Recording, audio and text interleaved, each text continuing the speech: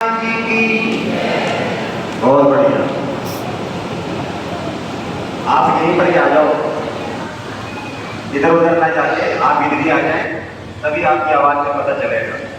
बोलो सच्चिदानंद भगवान की, श्री नगरी निवासी भगवान की, बोलो श्री परमहंस दयाल जी महाराज की, बोलो आज के आनंद की। बहुत बहुत धन्यवाद। जैसा कि आप सभी को ज्ञात है कि आज हम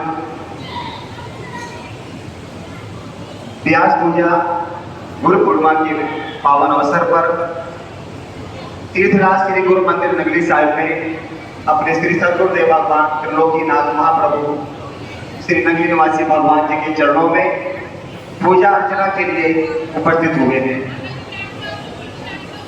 प्रातः 4 बजे से ही श्री सदगुरुदेव भगवान जी की आपको दर्शन होंगे, उनकी पूजा करने का सौभाग्य प्राप्त होगा।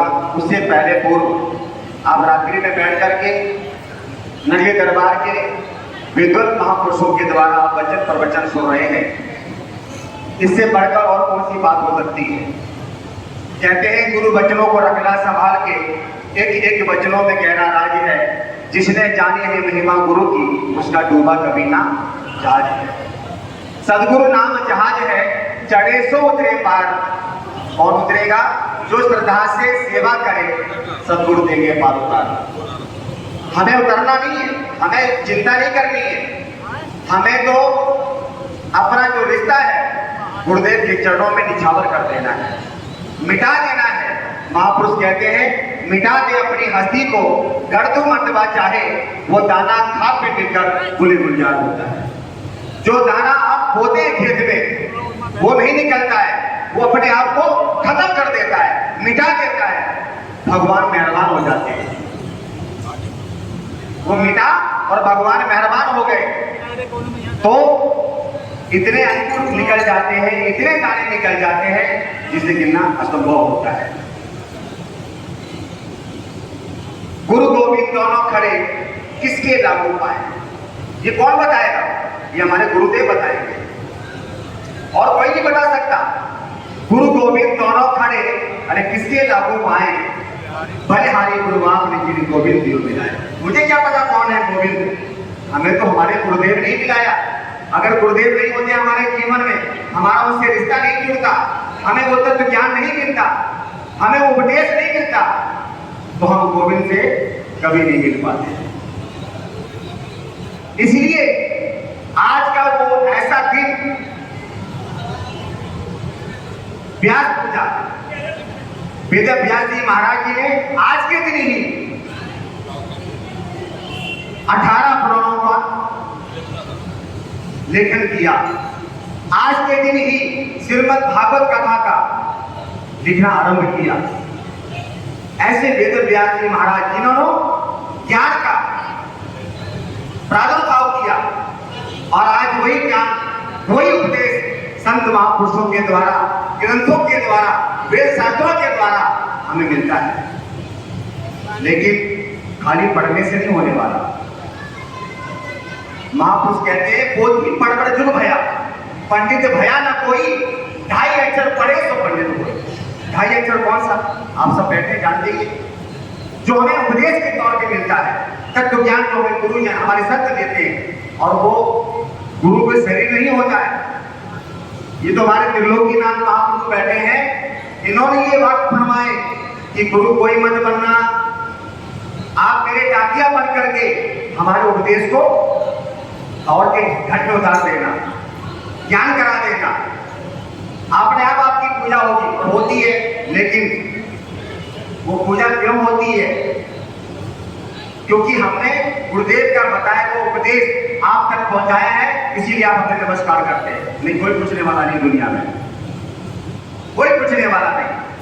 आप जब जब किसी महापुरुषों को देखते हैं, संत चोले को देखते हैं, आप तुरंत उनको नमस्कार करते हैं। जिस पर देखा संत का बाना, उसे माना गुरु समाना। और यही बात हमारे संत महापुरुष खत्म कर देते हैं कि किस प्रकार सब एक हो जाए। एक साथे सब सजे, सब साथे सब जाए। जब हम एक को पकड़ के चलते हैं तो सारे देवी देवता, कोई भी ग्रह हो, कोई भी ग्रह, वो सब हमारे साथ होते हैं, सबकी कृपा हमारे साथ होती है। तो आप सबसे यही निवेदन है, अधिक समय नहीं लेना है, और भी हमारे संत बहने संत महापुरुष बैठे हुए हैं, आप सबसे यही निवेदन है कि आप गुरु दरबार में आते हैं, गुरु दरबार से जोड़ने वाला कौन है आपको? संत है। उस संत के वचन को मानना चाहिए और आकर के जो जो वो वचन फरमाते हैं भजन के लिए, सेवा के लिए, सत्संग के लिए, अगर हमने वो वचन अपने जीवन में उतारे नहीं, उस पर चले नहीं, तो प्यारे भक्तों, आप कितनी मर्जी पूजा, गुरु पूजा मना लेना, कोई घबराई नहीं। हमारे स्वामी जी महाराज, स्वामी ध्यान प्रेमानंद जी महाराज आपको बता रहे थे कि यहाँ जो भी व्यवस्था की जाती है आपके सुख शांति के लिए, आप सुख सुविधा के लिए, ओनली आपके लिए, कि कोई तकलीफ ना हो, लेकिन व्यवस्था हम बिगाड़ते हैं, संत रोज बिगाड़ते हैं। संत तो 4 दिन से 10 दिन से आपकी व्यवस्था में लगे हुए हैं कि कोई भी भक्त आए वो कभी उसको आघात ना हो, उसको कोई पीड़ा ना हो, कोई चोट ना लगे, लेकिन हम उसमें हम सहयोग नहीं करते हैं। कैसी गुरु परंपरा? ये गुरु परंपरा नहीं कहती है। गुरु परंपरा वो कहती है कि अगर धक्का मुक्की हो रहा है कि चलो भैया पहले आप कर लो दर्शन, पर ये हमारे यहाँ कहाँ हो सकता है? कोई गुरु महाराज कहे कि आप सुबह उठ करके ये प्रार्थना किया करो, कौन सी प्रार्थना? कि आप ये किया करो कि सुबह उठ करके भगवान के आगे, जब गुरु महाराज के आगे खड़े हो तो ये बोला करो कि गुरु महाराज जी आप इतनी कृपा करना कि हमारा पड़ोसी सर्व सुखी हो जाए, हमारा पड़ोसी सर्व सुखी हो जाए। कोई है इसमें करता हो? आप मुझे कर दो। बाकी इधर में कोई नहीं है, इधर ये करते ही नहीं, इधर 2-4 हैं ऐसे तो कर रहे हैं, ये डामाडोल सिस्टम है। लेकिन आप देखो, ये जीती जागती मिसाल है, जो संत बैठे हैं हमारे, ये महापुरुष जितने बैठे हैं, ये कभी जब भी सुबह उठते हैं ना, कभी अपने लिए कुछ नहीं कहते हैं। वो क्या कहते हैं? सर्वे भवन्तु शुभ्र। ये मेरे गुरुदेव भगवान जी, नगरी निवासी भगवान जी, ये सारे लोग सुखी रहे, और आपके लिए प्रार्थना करते हैं, आपके लिए प्रार्थना करते हैं। पर जब आपके पास जाते हैं तो आप उनसे उनको चौकी पर बैठाते हैं, बैठ कर बैठाते हैं, और आप भूमि पर स्थान ग्रहण करके उनका सम्मान सत्कार करते हैं। ये क्यों? क्योंकि वो आपके लिए रोज प्रार्थना करते हैं। जब वो जाएंगे तो बहुत सारे व्यंजन बनाएंगे, आप चाहे नमक रोटी रोज खा रहे हो, पर वो हमारे जब साथ हमारे घर जाते हैं तो उनके लिए अच्छे अच्छे व्यंजन बना करके हम उनको भोग लगवाते हैं, उनको भोजन कराते हैं। क्यों? सिर्फ इसीलिए कि वो आप सबके लिए सोचते हैं, आप सबके लिए जागते हैं। उठो सोने वाले, जगाने वाला आ गया, नाम की कुमारी चढ़ाने वाला हो गया। संत अगर नहीं होते तो हमारा क्या हाल होता? हमारे जीवन में जब संत आए तभी हमारे दुखों का अंत हो गया।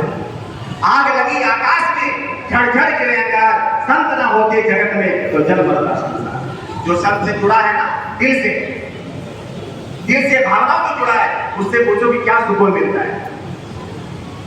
आज हमारे पास कुछ बच्चे आए थे, उनके माता पिता तो गुरुमुख हैं, लेकिन वो कभी नहीं आए थे। अचानक आकर के फोन करते, गुरु जी कहाँ हैं आप? मैंने दरबार में श्री नगेश आए, कहते हम भी आ गए गुरु महाराज जी के पास। गुरु महाराज ने मुझे बुला लिया और आए, पहली बार आए, गुरु महाराज जी के दर्शन किए, आश्रम में गए, और आज उन्होंने कहा गुरु जी आज हम फिर फैमिली हैं, आज उपदेश दे दो। गुरु महाराज जी का आज उपदेश दे दो, ताकि हमारे देश का पता तो चले कि हमारा देश है कौन सा। हम वासी उस देश के जहां जात वर्ण कुल नहीं, सब मिलावा होते हैं, यही मिलावा है हमारा ये देश, ये प्रदेश है। और प्रदेश में आप समझ सकते हैं कि लंबे समय तक गुजारा नहीं होना है। होता है किसी का? नहीं होता है। जब उसकी रोटी पूरी हो जाती है ना, उसका कार्य क्षेत्र पूरा हो जाता है, कहता चलो अपने घर चलेंगे, वही बात बनेगी। इसीलिए प्यारे भक्तों, हमारा ये प्रदेश है, हमारे को कुछ कार्य मिला है, कुछ सब्जेक्ट मिला है, उसको करके आज नहीं तो कल हमने अपने प्रीतम के पास, अपने सदगुरु के पास जाना है।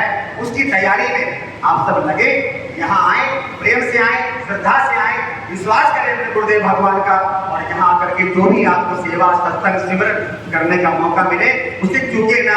यही हमारी सच्ची गुरु पूजा होती है प्यारे भक्तों। अभी हम देखते हैं कोई संत यहाँ दर्पण प्रणाम कर रहे हैं और वो अपनी धुन में मस्त है, वो उनके ऊपर चले जा रहे हैं, ये कैसी परंपरा है? अरे जिनको आप अपने घर जाके पूछते हो, प्रणाम करते हो, उनको पैर मार रहे हो। ये सब सीखना पड़ेगा। एक जो गुनाह हो जाता है वो सारे गुण को फेल कर देता है प्यारे भक्तों। एक ऋषि हुए जो सारे जीवन तक तप करते रहे, भजन करते रहे, भगवान की पाठ पूजा करते रहे। समय आने के बाद उनको एक हिरण मिल गया, बच्चा मिल गया, उसको पाला पोसा बड़ा किया और जो समय भजन में लगता था वो उसमें लगाने लगे। समय डिवाइड हो गया, उसकी सेवा में लगाने लगे। जिसकी सेवा में लगे उसका मोह हो गया। मोह के कारण जब उनका समय आया ऊपर जाने का, और ऐसा कहते हैं अंतमता सो का था, ऐसा समय आया कि जब उनकी मृत्यु हुई, जब उनका शरीर शांत हुआ, जब उनका शरीर पूरा हुआ, तो उनको जन्म भी हिरण का ही मिल गया। ऐसी भक्ति नहीं करनी है। एक गुना चाहे उसमें काम हो, क्रोध हो, मोह हो, अहंकार हो, कोई भी अगर हमारे अंदर छूट कर गया, सेट हो गया, तो हमारे जीवन को बर्बाद कर देता है, हमारे आगे का भविष्य खराब कर देता है। इसलिए बड़े प्यार से मिलना प्यारे। अरे दुनिया में इंसान ना जाने किस देश से मिल जाए भगवान, कुछ पता नहीं, सारे भगवान ही तो बैठे हैं। भगवान हमेशा भगवान ही पैदा करता है। आप सब भगवान है, लेकिन बड़े प्यार से मिल करके सबको प्रणाम करना है, अपनी परंपरा को निभाना है, अपनी संस्कृति को आगे बढ़ाना है, तभी यहाँ हमारे दरबार में आना सफल होगा, गुरु पूजा मनाना सफल होगा।